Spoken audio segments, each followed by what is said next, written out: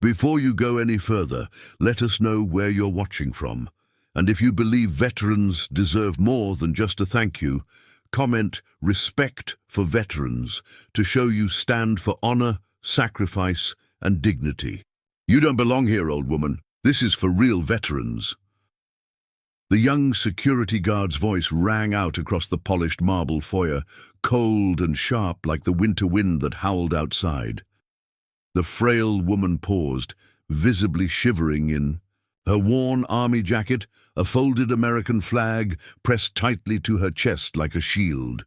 Around her, the crowd of visitors, many dressed in expensive coats, looked away, some whispering, others smirking. No one stepped forward. No one defended. Her, she didn't argue. She didn't raise her voice. She simply nodded, turned slowly, and stepped back out into the cold, the door closing behind her with a soft thud. But within minutes, that same door would fly open again, this time with thunderous boots and the fury of a 4-star general, demanding answers. That moment, for those who witnessed it, would become unforgettable. Lucy Hayes had circled this date in red ink on her kitchen calendar weeks ago. December 7th, Pearl Harbor Remembrance Day. The National Veterans Museum was hosting its annual tribute, free to all who served. She was 87 now. Her hands trembled, her steps slow and deliberate. But her mind, her memory was as sharp as ever, especially when it came to the wars that had shaped her life. Korea in 1952, Vietnam in 1968. Years carved deep into her bones, more real than the present. That morning she rose long before dawn. 3 buses were needed to get her to the museum, routes she had written down and memorized like a mission briefing. She pressed her old uniform jacket, polished her combat boots, and pinned her only remaining medal, a Bronze Star, to her chest. It caught the morning light just enough to remind her who she was. Her granddaughter had offered to drive, but Lucy had refused. "You've got your family to take care of," she'd said with a warm smile. The truth, she wanted to go alone. Some journeys are meant to be walked in silence. The December wind cut through her frame as she finally arrived. The museum stood proud and tall, banners fluttering, flags raised high, marble steps dusted with frost. A long line of visitors stretched ahead, families chatting, uniformed soldiers receiving respectful nods from the same guard who now stood between Lucy and the entrance. When it was her turn, Lucy stepped forward and smiled gently. "Good morning, son." The guard didn't smile back. "Military ID or VA card?" "I served in Korea. 38th Infantry, then later with Special Forces support in Nam." Her voice remained steady, calm. The guard finally looked at her lined face, her trembling hands, her worn clothes. His eyes flicked to the faded photo she offered, her younger self in full uniform, surrounded by her unit. "That could be anyone," he said with a shrug. "No ID, no entry." A woman behind Lucy muttered, "Sad, probably just another homeless, trying to sneak in." A few people chuckled. "Ma'am, please move aside," the guard said, already motioning to the next guest. Lucy didn't protest. She straightened her spine as much as her age would allow, turned slowly, and descended the steps. Her fingers clutched the folded flag harder, her brother's flag, the one that draped his coffin after Korea. She sat on a cold bench nearby, waiting for her return bus. Around her, the city bustled. Inside the museum, a choir sang patriotic songs. A polished video played of young, clean-cut veterans talking about honor and sacrifice. Lucy watched from outside. They celebrated an idea, a polished version of veterans, the kind who still looked the part. Not the ones whose medals had been long handed off to next of kin, not those whose stories lived only in dusty footnotes and fading photographs. But she wasn't angry. That had faded long ago. What she felt now was something colder, something heavier. disappointment. Across the city, in a stark government building, Lieutenant Colonel Sarah Vaughan walked briskly down a corridor. She was sharp, disciplined, and fiercely loyal to those who had worn the uniform before her. She didn't waste time with small talk. Inside an office lined with military awards, General Marcus Reed looked up as she entered. His silver stars gleamed under fluorescent lights, 4 of them, a living legend, respected, feared, and deadly serious about honoring service. "Sir, there's a situation at the National Veterans Museum," she said.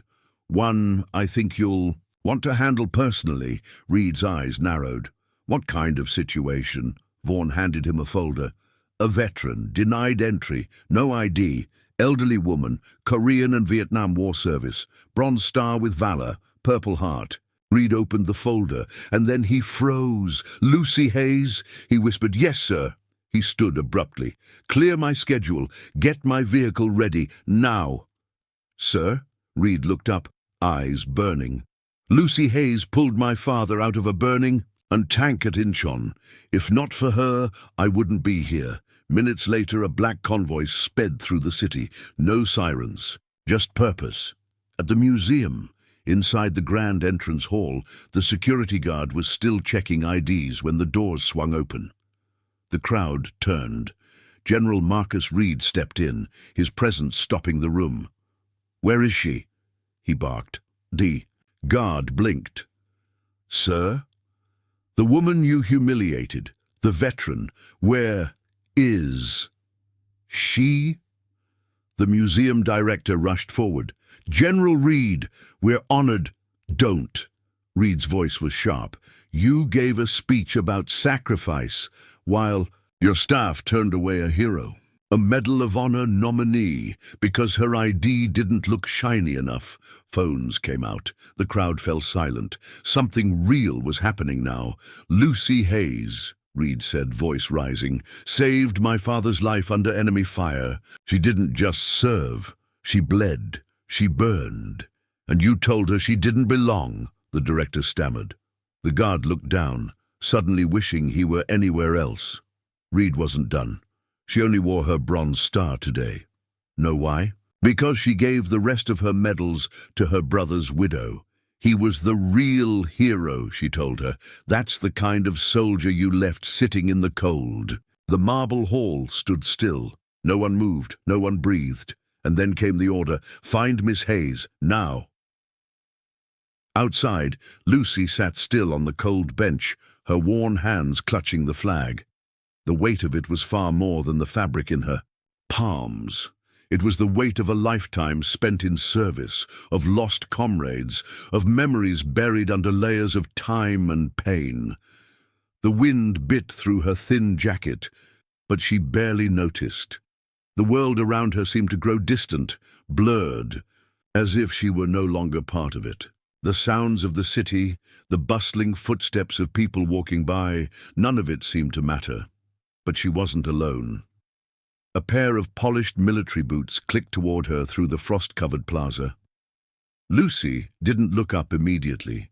She'd grown used to the sound of boots, but these were different. Each step was deliberate, filled with purpose.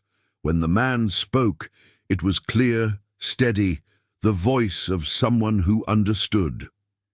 "Miss Hayes," the young officer said, standing before her, perfectly at attention. His uniform was pristine, his medals shining in the soft grey light of the winter day.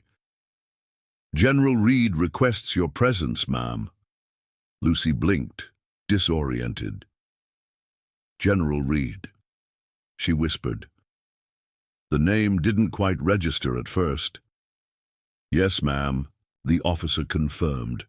"He's waiting for you." She sat there for a moment longer, her mind racing. Was this some kind of joke? Some mistake? The last thing she expected today was an invitation from someone of his rank, someone so high in the military hierarchy. But as she looked up at the officer's unwavering gaze, something told her this wasn't a prank. Lucy allowed the officer to help her to her feet. Her joints ached as she stood, but her dignity remained intact, as always. She hadn't survived the battles of Korea and Vietnam to lose that now. As they crossed the plaza together, Lucy noticed the cluster of black SUVs waiting by the museum steps, their windows darkened, the engines idling in the cold. A small crowd had begun to gather, watching with curious eyes. At the top of the steps, standing tall in a perfectly pressed uniform, was General Marcus Reed, the man she'd never thought she would meet in this lifetime, but whose name she now recognized with a sudden, breathless clarity. His eyes locked onto hers as she approached. For a long moment, neither of them spoke. There was a depth in his gaze, a recognition that transcended the years, the battles, and the miles between them. "Miss Hayes," General Reed said, his voice commanding, yet softened by something deeper. He snapped to attention and saluted her with military precision. "I'm Marcus Reed. My father was Lieutenant William Reed, 38th Infantry, September 14th, 1950. Lucy's breath caught. The words hit her like a sudden wave of memories, fierce and overwhelming. The name, Billy Reed. It was like a lifeline thrown to her, pulling her back to a distant moment in time. A moment she thought she had long buried. She stepped forward, the world around her growing distant as she searched his face. Her hand trembled as she spoke, her voice cracking with emotion. "Little Billy Reed's boy," she whispered, her words thick with the weight of years. The general's salute remained steady, his gaze never wavering. For a moment, it was as though the whole world paused. The crowd, the staff, even the reporters with their cameras poised, all seemed to hold their breath. Lucy's heart pounded in her chest, memories rushing back, memories of a young soldier she had saved so long ago. It was the boy who had been her salvation after all those years of war, the boy who had been her reason for enduring so much pain and suffering. Billy Reed's son was standing before her now as a man of honor, decorated with 4 stars. A smile cracked on Lucy's weathered face. It was slow but bright, a smile full of the kind of joy only a few people could understand. "Well, I'll be damned," she said, her voice rough. "You've done your daddy proud with those stars." "General." Reed's expression softened. The crowd watched in stunned silence. Then, with an expression of profound respect, he stepped forward, lowering his salute. "He made sure I knew your name, ma'am," he said quietly. "He made sure I understood what real courage looks like." Behind her, the sound of military boots snapping to attention echoed. One by one, the soldiers who had gathered began to salute her, their movements synchronized like a chorus of respect and admiration. Lucy stood taller now, her frail body filled with something she hadn't felt in years, the unspoken acknowledgement of her courage, her sacrifices. She was not just an old woman, she was not just a forgotten veteran in the cold, she was a warrior. The air grew still as the scene unfolded. Civilians, standing in quiet reverence, instinctively placed their hands over their hearts. Veterans in the crowd stood straighter, their backs taut with pride, as the woman who had carried the weight of history for so long was now receiving the honor she had been denied. For the first time in decades, Lucy Hayes stood at her full height. The crowd no longer saw her as a frail old woman, but as a soldier, a legend, recognized not for her wrinkles, not for her silence, but for the battlefield that had lived within her all these years. Inside the museum, the military band struck up a slow, mournful rendition of America the Beautiful, the notes drifting out across the plaza. The sound hung in the air, trembling in the cold, as if the music itself had been waiting for this moment. General Reed stepped aside and gestured toward the wide marble stairs leading up into the museum, the same stairs that only moments before had been denied to Lucy. "Ma'am, please," he said softly. "After you." Lucy hesitated. She looked down at the folded flag in her hands, the one that had draped her brother's coffin so many years ago. She looked at the faces around her, some tearful, some reverent, all watching her with a new understanding. Slowly, she extended the flag toward General Reed. "For the next generation," she said simply, "for all of them." Reed accepted the flag with the same reverence one might give to the most sacred of items. He held it carefully, as if it were the most precious thing in the world. Lucy straightened her jacket, lifted her chin, and began walking up the stairs. Each step was slow, deliberate, but steady. The sound of her boots on the stone echoed like a drumbeat, a symbol of strength and resilience. At the threshold of the museum, she turned one last time. And then, in front of the gathered crowd, reporters and soldiers, Lucy Hayes saluted them. Lee, not with her hand, but with her quiet, indomitable presence. No one saw an old woman anymore. They saw a master sergeant, a warrior, a hero who had walked through fire and emerged stronger for it. As she disappeared into the heart of the museum, the snow swirled around her like a cloak of honor, wrapping her courage and her memory around every soul who had witnessed it. The museum's grand hall was still, save for the hum of whispers and the sound of Lucy's boots on the polished marble floor. Inside, the crowd was silent, reverent, as she walked through the entrance, General Reed by her side. The museum's walls seemed to close in around them, the magnitude of the moment pressing against everyone who bore witness to it.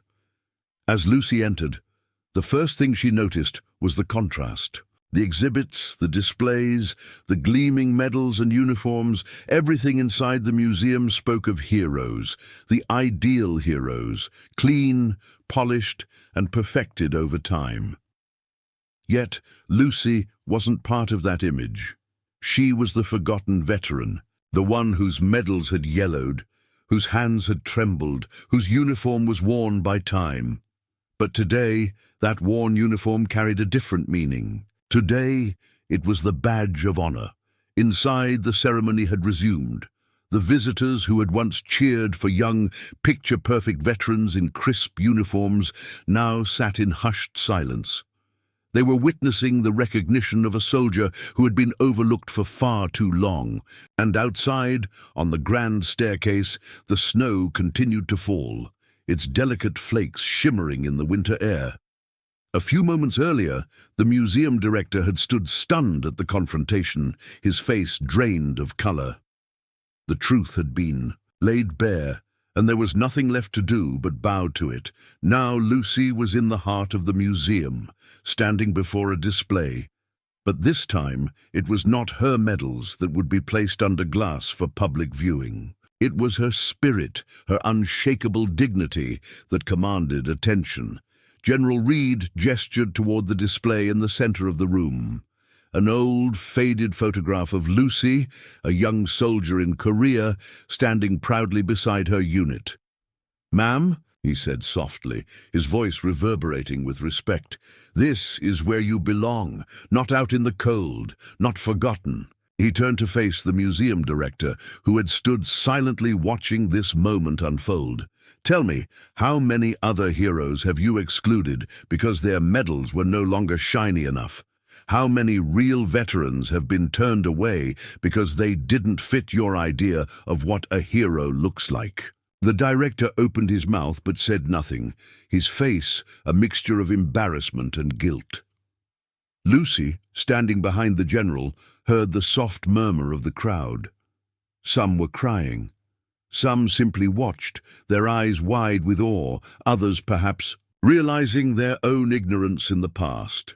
As the ceremony came to a close, the crowd slowly started to disperse, but Lucy's moment had not passed. One by one, people came to her. Some had known her story, others had only just learned of it, but everyone felt compelled to approach the woman who had been lost to history and was now finally seen. A young man in uniform stepped forward. He saluted her, his voice steady but emotional. "Thank you, Sergeant Hayes. You are a true hero." Others followed, each offering words of thanks, salutes, and handshakes. But it was the elderly woman in the front row who left the greatest impression. She stepped up to Lucy, placed a gentle hand on her arm, and said, "Thank you for showing us what it really means to serve." Lucy nodded, a tear slipping down her cheek. She didn't need to say anything. The silence between them said it all. The next morning, Lucy returned to her small apartment. The world outside was no longer the same. It was as if she had stepped into a new chapter, one that finally acknowledged her sacrifices. She no longer felt like the invisible woman on the sidelines of history. As she opened her door, she noticed the flag still tucked under her arm. The same flag that had draped her brother's coffin. The same flag she had carried through 2 wars. It was no longer just a symbol of loss. It had become a symbol of victory, of recognition, of honor, and of the dignity that had been denied to her for so long. She walked over to the small bookshelf in her living room, a shelf filled with mementos from her years of service. Her medals, photographs of her comrades, and the framed letter from her brother's widow, all reminders of battles fought, comrades lost, and the love that had remained strong through it all. She placed the flag gently on the shelf, right next to the picture of her brother. It belonged there just as she belonged where she was now, in her home, in the place where she was finally seen. The next few months passed quietly for Lucy. She received many more visitors, soldiers, veterans, young families. Some had seen her at the museum, others had heard the story. But no matter who they were, they all came with one thing in common: respect. General Reed kept in touch, sending her letters and checking in on her. And from time to time, she would hear from the museum, asking her to visit again for special events. But Lucy had no need for grand gestures anymore.